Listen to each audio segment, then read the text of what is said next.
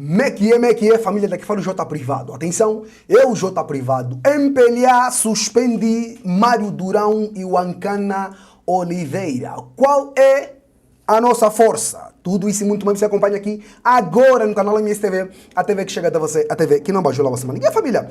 Segundo escreve aqui o site, né? E a Clube Capa, é isto mesmo, né? MPLA suspende Mário Durão e o Ancana Oliveira por arruaças, tá entendendo? Olha, o Comitê Provincial do MPLA em Luanda suspendeu nesta terça-feira 2 dirigentes da sua comissão executiva que foram citados no informe da polícia do MPLA como responsáveis pela presença de motoqueiros na Ilha do Cabo, onde ocorreram vários atos de vandalismo, incluindo a queima de uma viatura e vários materiais de propaganda política do partido do governo. Trata-se de Mário Durão e o Ancana de Oliveira, que está a ser ouvido, né, ou que estão a ser ouvidos pelos serviços de investigação criminal. O MPLA alega que os mesmos realizaram uma passeata de motoqueiros para enaltecer o presidente da República para a abertura da campanha eleitoral em Luanda. A revalia das entidades superiores do partido, né? Ao mobilizarem os motoqueiros, os responsáveis pelas arruaças prometeram 10 mil kwanza para cada participante. Aos órgãos de comunicação social, o Ancana de Oliveira garante que as promessas de gratificação foram cumpridas e aponta infiltrados como causadores de distúrbios, né? O Ancana de Oliveira, que é igualmente secretário para a informação da Associação de Jovens Unido e Solidário, que é a AJUS, confirmou que os coordenadores das placas local, onde se juntaram, né, os taxistas e mototaxistas, prometeram gratificações aos participantes, cujo valor não quis revelar, nomeadamente para pagar combustível, né, família? Fonte, né, a clubecapa.net, né, família? Agora, o site ainda Clube Capa também traz aqui outra notícia dizendo que qual é a nossa força por Carlos Candanda, né? Muitos dirigentes, quadros e militantes da UNITA devem lembrar-se ainda desta tese intitulada Qual é a nossa força? Essa tese foi protagonizada por Dr. Jonas Malheiro Savimbi na conferência diplomática de quadros que teve lugar na localidade de Luana, a Camuene Nkrumah, né? Ou Kwame Nkrumah, na verdade, na margem do rio Kwando, em 1989. Isso aconteceu no período que procedeu uma série de atividades diplomáticas e militares que embocaram dos acordos de Bicesse em Portugal, né? Cultura da UNITA é um fruto da escola e pensamento de Jonas Malheiro Savimbi. Fonte, clubecapa.net, né, por Carlos Candanda, é isso. Vamos lá ouvir aqui a matéria completa. A visão estratégica do presidente Jonas Malheiro Savimbi, ao abordar esta tese, na conferência de quadros, não consistia apenas em avaliar objetivamente a conjuntura global do país e da comunidade internacional, daquela época conturbada, mas sobretudo, visava essencialmente destacar a essência de estabelecer previamente, a priori, os conceitos e os métodos científicos para fazer um estudo detalhado e uma análise profunda sobre a hipótese do surgimento da nova ordem mundial. Nesta lógica, devemos saber que o método é um modo de proceder, é o processo técnico-científico de cálculo ou de experimentação, que tem como objetivo atingir um resultado. Para alcançar este resultado deve existir um certo grau de correlação entre o conceito, noção ou juízo, e o método, para que haja consistência e objetividade no processo da pesquisa, da avaliação e da análise. Pois, a noção, intuição, preliminar de alguma coisa, embora seja abstrata, mas ajuda em manter a serenidade, ter uma mente aberta e não ter preconceitos desviantes durante o período que ocorre a pesquisa, o estudo e a análise. Noutras palavras, a tese que ficou acima exposta, não se orientou apenas na base dos princípios da Realpolitik, pragmatismo ou realismo político, mas sim, na abordagem profunda dos fatores endógenos e exógenos da realidade angolana.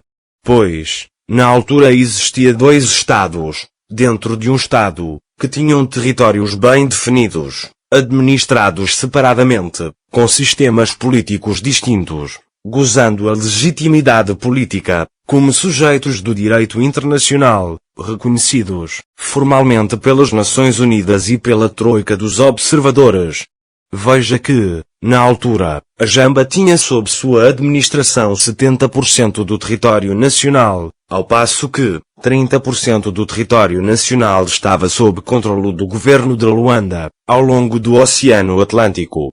Esta abordagem estratégica foi largamente discutida no seio dos quadros a fim de perceber a conjuntura, a sua dimensão e alcance, as implicações, as vantagens e as perspectivas deste novo quadro que estava a desenhar-se, com o potencial enorme de alterar o status quo e a correlação de forças.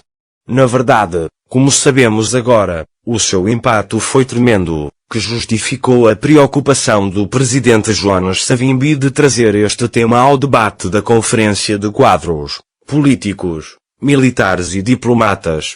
Nesta senda, no decurso daquele período, em todos os momentos, a atenção do presidente Jonas Malheiro Savimbi estava virada para a nova ordem mundial, que era notável em todos os círculos diplomáticos.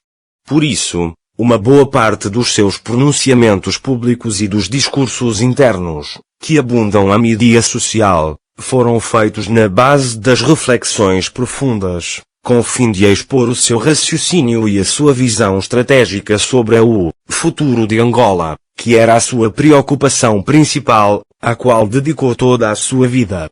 A verdade é que, o presidente Jonas Malheiro Savimbi tinha uma capacidade extraordinária de antecipar e prever as coisas com o máximo de clareza.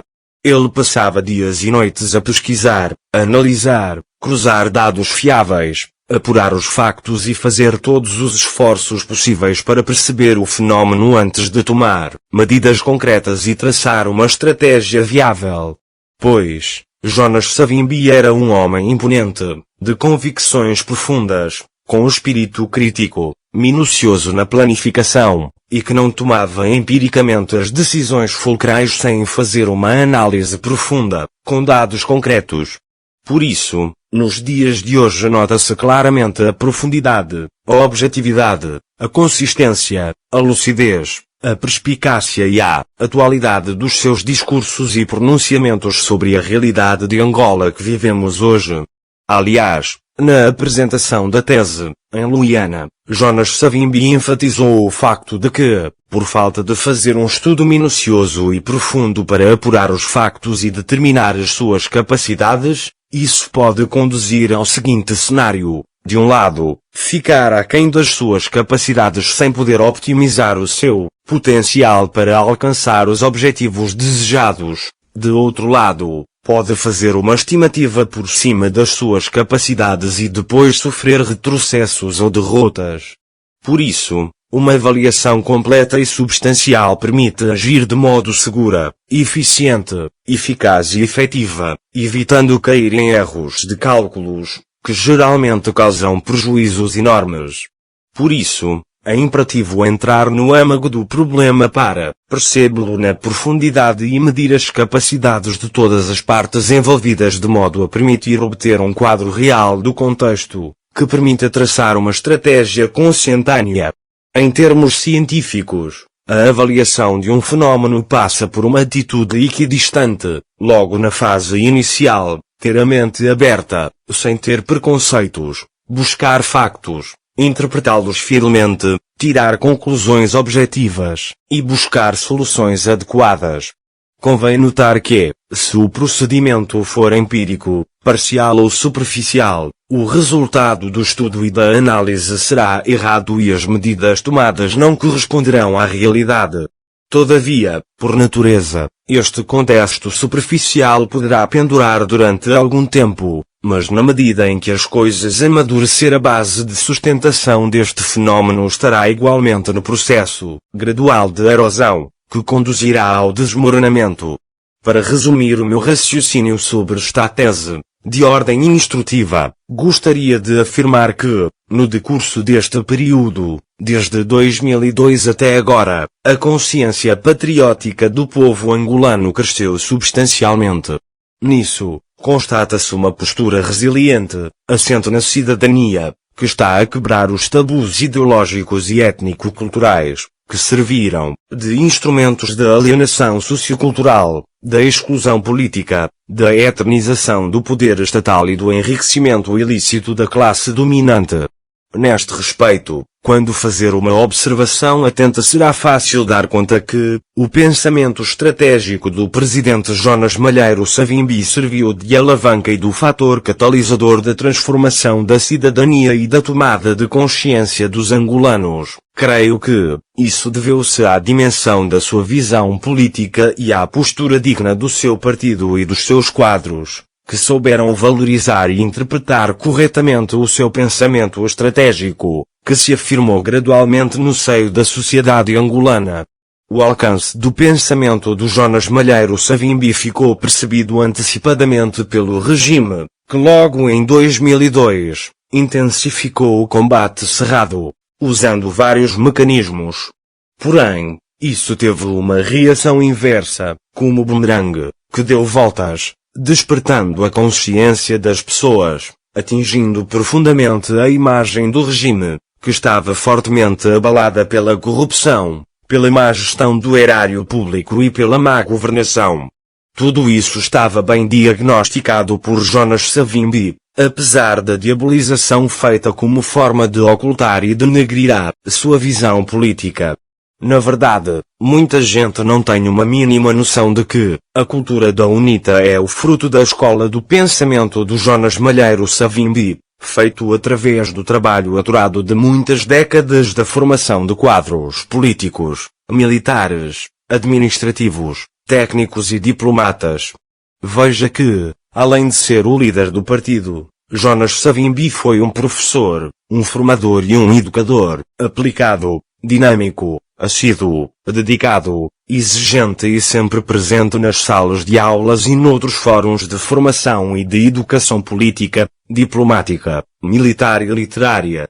Acima de tudo, o pensamento do Jonas Savimbi está bem presente na sociedade angolana, criou raízes profundas em todos os setores, tais como na academia, nas forças armadas, na polícia, na função pública, na sociedade civil, e, sobretudo, nos meseques, subúrbios ou bairros periféricos dos centros urbanos, onde a população local vive na indigência e na pobreza extrema, em condições desumanas.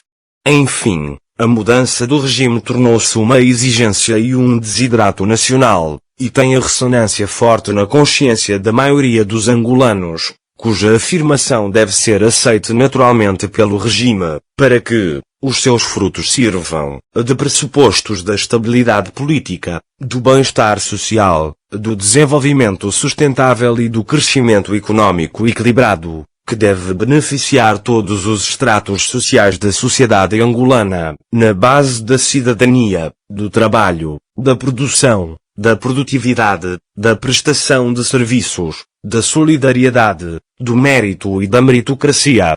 Portanto, a Frente Patriótica Unida FPU, que integra no seu seio todas as forças patrióticas do país, de diversas orientações políticas, ideológicas, cívicas e religiosas, é o protótipo da expressão mais profunda da cidadania e do nacionalismo consciente e libertador, para a construção de uma nação feliz e prospera, de todos, para todos e por todos. Porém, em função da tese desta reflexão, os líderes da FPU, além de galvanizar as grandes massas dos eleitores, que se alastram por todo o país, devem ser igualmente vigilantes e reforçar, afinar, calibrar e atualizar constantemente os mecanismos de assegurar a transparência do escrutínio e a integridade do voto. Pois, na democracia, o voto constitui o fator fundamental e determinante do poder, é a força do povo, e é a fonte legal do exercício da E a família, o vídeo de hoje foi esse. Já se inscreva no canal, ative as notificações, partilhe o vídeo, comentem, porque se também é notícia, vocês não sabem, saber para nós, então é notícia. A nossa campanha para aprender a família de Santos, para aprender a família de Olho continua. Os nossos contactos para parceria, divulgação e denúncia estão na descrição dos nossos vídeos. Queres ver suas opiniões, que é muito importante. Tamo junto, até o próximo vídeo, MSTV, a TV que chega a você, a TV que não baixa a semana.